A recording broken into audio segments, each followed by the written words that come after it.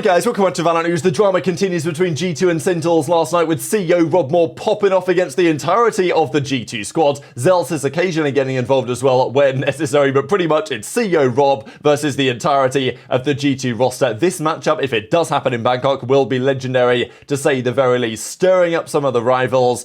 Sentinels fans, G2 fans going at it on the timeline last night. Will they play each other in Bangkok? They just played a couple of times at the most recent America's kickoff. Very much intrigued to your thoughts in the comments. Hit the like button if you enjoy. Subscribe if you're new as always. We will begin here with confirmation yesterday from the Esports World Cup that VALORANT is going to be there. So if you guys aren't familiar with the Esports World Cup, last year it was an 8-week tournament out in Riyadh, Saudi Arabia, where basically every single esport was there in attendance. League was there, Call of Duty was there, most things were there, but VALORANT was not there because they couldn't make the timing work. Effectively, it seemed that way. Anyway, that was the rumour, that they just didn't align with the timings and the timings of the other tournaments. But the feeling was that this year they were going to find a way to make it work, and that's exactly what they've done. Confirmation yesterday that the Esports World Cup in Saudi Arabia will be hosting VALORANT. Now, this is always going to be very controversial. People are going to have their, moral perspective on it, and that's totally fair enough. The reality is,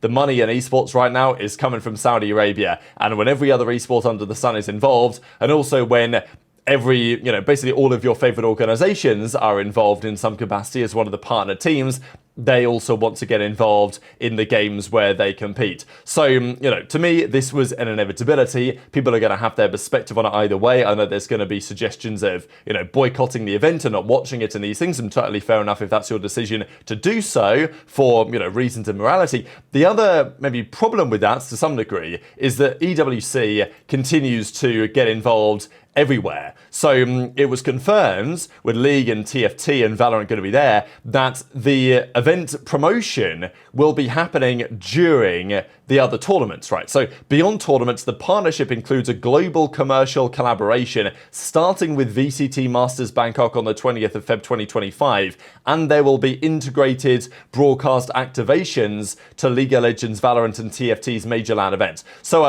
if you watch Bangkok, you are going to see adverts for EWC. There's no doubt about it. So for those looking to, boycott the World Cup, it becomes kind of challenging, because if you're watching any of the VALORANT World League, related VALORANT, Champions Tour related content, you are going to see adverts for the World Cup, Riot are being funded by the Esports World Cup to make that happen. So, it's inevitable. It was expected, whatever your opinions on it are.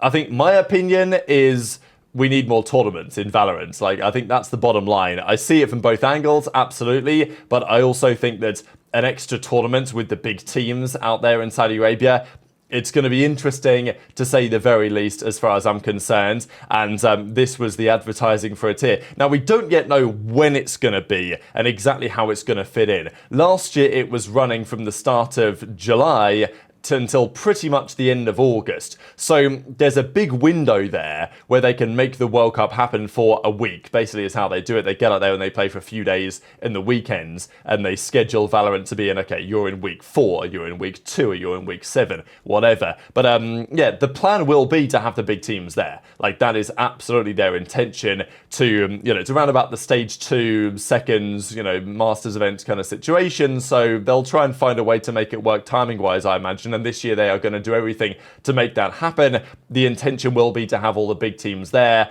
Boaster, Benji Fishy, Asna and Zeltis appearing on the logo, appearing on the kind of graphic for it, and Zeltis is one goat, 3 bums. You decide who is who. Could hypothetically be a good opportunity as well for these teams to get some great practice in, before the World Championship, that type of thing.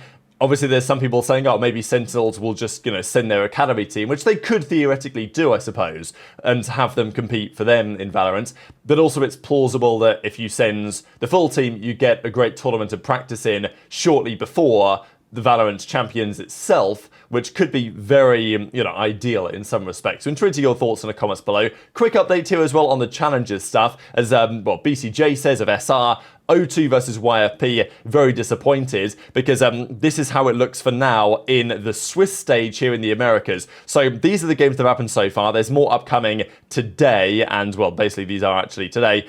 But yeah, some big results here, as we saw SRB losing to YFP, a big result of yesterday. TSM have comfortably moved to 3-0, Rankers are at 2-0. This is how it looks so far, and yeah, after a couple more matches of the Swiss stage, we'll get to the playoffs very shortly. But the other big drama, absolutely, was Sentinels versus G2, and this does not seem to be going away. So if you guys didn't see all this drama yesterday, Rob Moore came out and said this tweet about, G2 beating Sentinels, and then Valin decided to, take it to the next level. He put the, results in his bio, and then even last night he says, me strapping up to, log into Twitter against Sen City. This, of course, being his header here with the guard, and G2 played Sentinels over the last couple of years. Now, these aren't all the matches they played. These are quite a few of them, but still, there was obviously some discussion of that from Rob, and he was like, hey, edited out the losses, what are you doing? And if you go to the, the G2 page, for example, you'll find, look, they've played Sentinels a bunch of times, they've beaten Sentinels a bunch of times, but equally, if you go down here to, the SEN Invitational, or to, the G2 SEN show match, that was where definitely Sentinels got the victories. And of course, you can go back, further and you can look at the guard as well, which still applies. They played Sentinels a couple of times back in the day. So anyway, that's basically the crux of the matter. That's where it began. And Jonah P then said, look, if you rename VCT to show match, you're going to have a chance to beat us, whatever. That was seemingly where the drama ended. But Rob Moore was not done yet, because the point that he was making was that Sentinels win more than G2. And sure, okay, congrats G2, you won this one, you won the kickoff.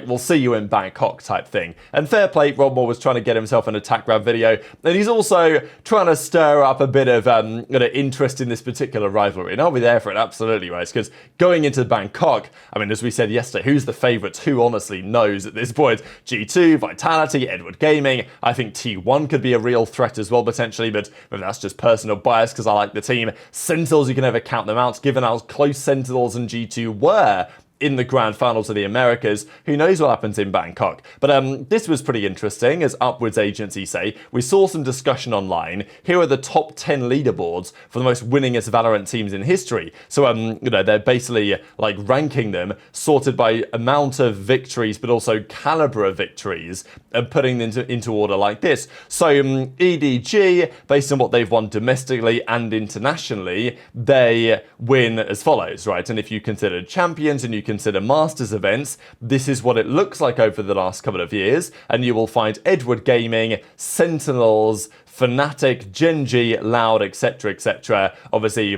biased by, there is some inherent recency bias here, and for good reason, to be fair, because, what happened recently is, for our interpretation today, more important than what happened before. Not in terms of, overall Valorant history, but if you're trying to put together a list of, winningest Valorant teams in recent past, it makes sense why last year and the year before are going to be considered more deeply than 2021, for example, for Ascends. They're still considered, but obviously there's other metrics in play. And then, as they say, there are additional rankings behind EG, behind FPX and Optic, for Vitality, G2, Leviathan 100T, etc. Now, is this perfect? Should it have considered lock-in as a tournament for Fnatic?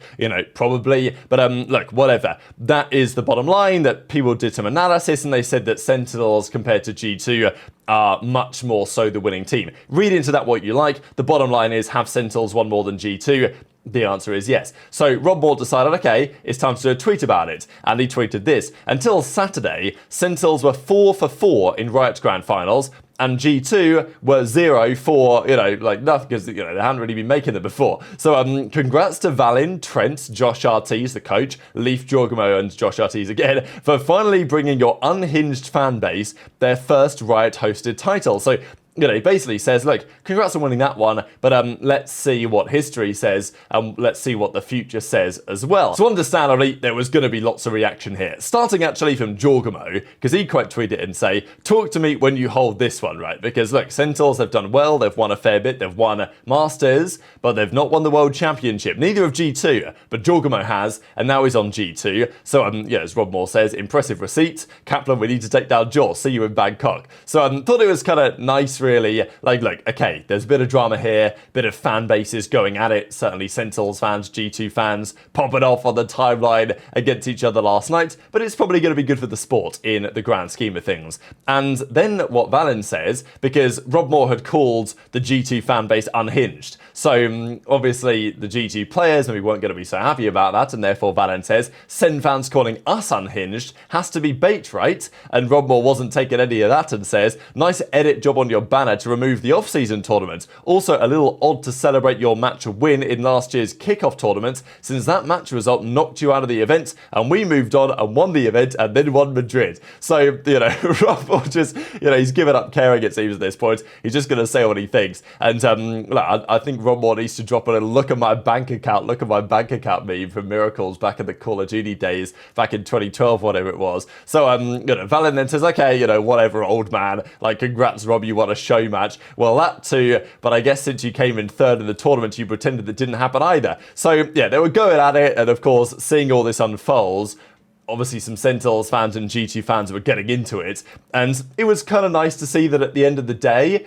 they calmed it down a bit, they came to a conclusion, and Rob Moore says, in all seriousness, you weren't there for the, the F Sentinels banner that welcomed us to Berlin in 21 at Valen, at Trent, at Jonah P. Impressive that you've stayed together this long and got the victory. See you in Bangkok, but yeah, your fans are unhinged. So he's not backing down on this one, and Jonah P says, we're all here to win. If the roles are reversed, Sentinels fans will be just as unhinged as the G2 fans. Nobody can control that, says Jonah P. You're a passionate guy. The war is over. We're calling a ceasefire. G2 fans hold the line. So what do you guys think about this kind of like crash out from Rob Moore's, what people are going to call it? Because people are going to say, well, the finals was several days ago now. Like, who cares anymore, right? Like, GG's, you lost, fair play. You qualify for Bangkok anyway. That's the big deal. So, let's move on. Congratulations to G2, and like, we'll see what happens in Bangkok. Whereas Rob Moore's still tweeting.